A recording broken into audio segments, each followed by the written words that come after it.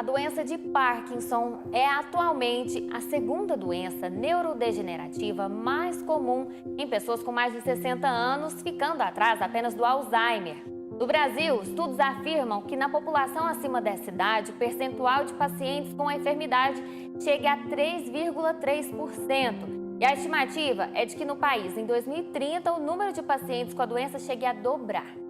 A síndrome não tem cura, mas hoje há diversas opções de tratamentos eficientes que trazem um alento para o paciente. O diagnóstico precoce é fundamental para retardar a progressão da doença. Para dar mais detalhes sobre esse assunto, nós estamos recebendo o médico neuroradiologista, o Dr. Ricardo Dyer. Boa tarde, doutor. Bem-vindo ao Tarde News. Boa tarde, obrigado pelo convite. Doutor, explica pra gente, por gentileza, como que a doença de Parkinson atinge o organismo. A doença de Parkinson é uma doença cada vez mais comum, né? A população vai envelhecendo e, consequentemente, essas doenças neurodegenerativas elas começam a ser um pouco mais presentes na nossa vida, né? A doença de Parkinson é uma doença neurodegenerativa, ela ataca uma parte do cérebro, que é a substância negra que fica no mesencéfalo, que é onde se produz e onde se regula a dopamina. Consequentemente, existem vários sintomas que o paciente começa a sentir, né, e a apresentar após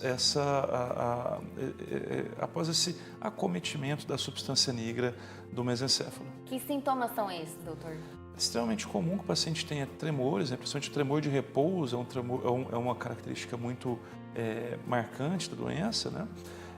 Tem outras alterações do movimento, alterações da fala, alterações do humor, mas o mais marcante acaba sendo o tremor, principalmente no repouso, algumas rigidezes musculares, o paciente começa a ficar com a musculatura um pouco mais rígida, uma dificuldade para flexionar os membros, dificuldade na movimentação do pescoço.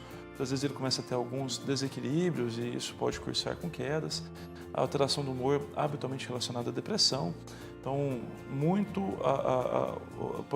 vários sintomas podem surgir, mas os mais comuns acabam sendo esses. E como que o diagnóstico é fechado? O diagnóstico de Parkinson, ele habitualmente é um diagnóstico clínico, né? O paciente ele precisa passar por um neurologista de preferência para essa avaliação. No início, normalmente é difícil de se perceber os sintomas, então habitualmente percebe quando está um pouco mais exacerbado, algum familiar começa a perceber que está com algum movimento um pouco diferente, até uma queda, o humor está alterado, e aí é interessante que esse paciente busque um acompanhamento neurológico. Então, o diagnóstico ele é clínico e ele pode ter um suporte, muitas vezes o suporte tanto para medicina nuclear, que é o SPECT que é feito, quanto na radiologia. A ressonância magnética do crânio é um exame que está sendo usado cada vez mais. Ele era utilizado apenas para descartar doenças que podem dar sintomas de Parkinson. Então, outras doenças além do próprio Parkinson podem dar sintomas de Parkinson, mas atualmente, com a melhora da tecnologia, a gente começou a conseguir apoiar mais esse diagnóstico clínico. A ressonância de 3T, as ressonâncias de última geração, começam a dar um apoio maior a esse diagnóstico. Então, é o somatório da clínica com exames. Doutor, e esse avanço da tecnologia permite também um tratamento mais eficiente, que possa contribuir com uma qualidade de vida melhor para o paciente? Sem dúvida, porque quanto antes o diagnóstico, melhor a perspectiva desse paciente, né?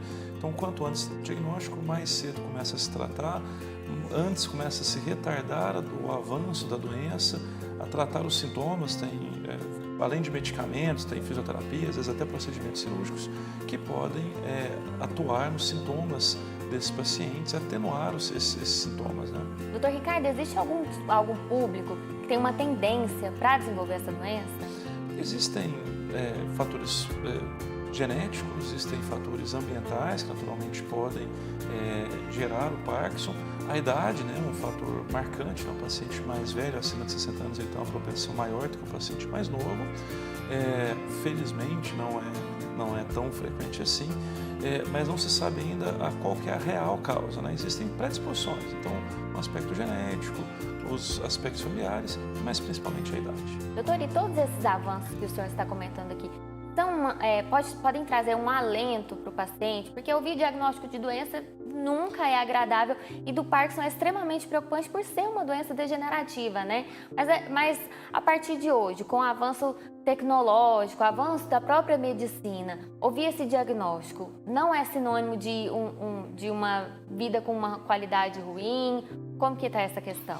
A medicina tem avançado cada vez mais, né? Então o diagnóstico é feito mais precoce e existem várias opções terapêuticas. Então, quanto antes se inicia esse tratamento, melhora a qualidade de vida do paciente. Então, naturalmente, é um diagnóstico que ninguém quer receber, mas o avanço da medicina tem trago algumas possibilidades e melhorado a qualidade de vida desses pacientes.